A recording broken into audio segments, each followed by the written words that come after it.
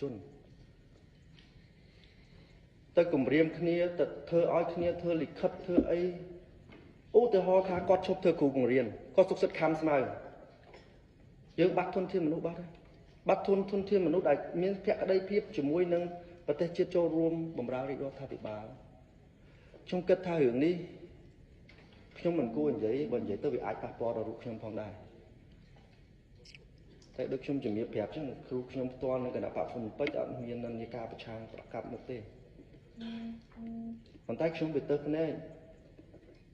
កពេកគម្រាមទាំងប្រពន្ធទាំងកូនទាំងគ្រប់សពបែបយ៉ាងទៅឪពុកម្ដាយ2-3ថ្ងៃទេស្ដីឲ្យគ្នាតាំងចវាយសុកតាំងរហូតដល់ក្រសួងធម្មការទទួលបន្ទុកអប់រំនោះក៏ស្ដីឲ្យគ្នាទៅទៀត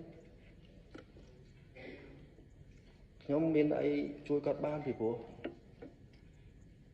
គ្រាន់តែមានក្នុងនាមជាយុវជនមួយរូបដែលចង់ចូលរួមជាមួយរដ្ឋាភិបាលយើង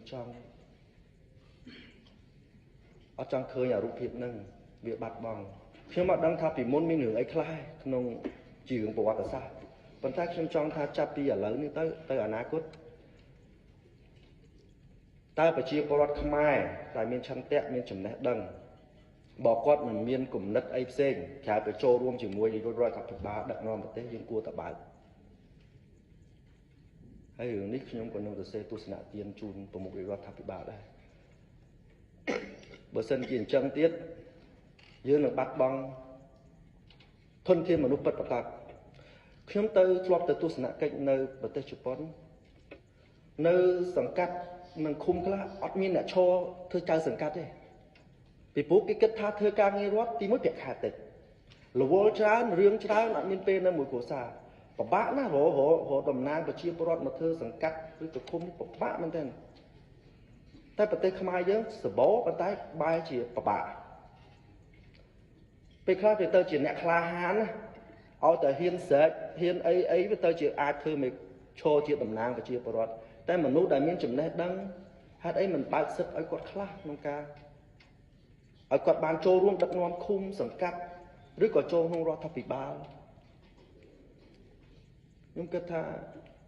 កន្លែងហ្នឹងដែលធ្វើខ្ញុំមើលឃើញខ្ញុំចង់ឲ្យរដ្ឋាភិបាលបើកលំហសម្រាប់ឲ្យពួកគាត់តិចដើម្បីកុំឲ្យមន្ត្រីថ្នាក់ក្រោម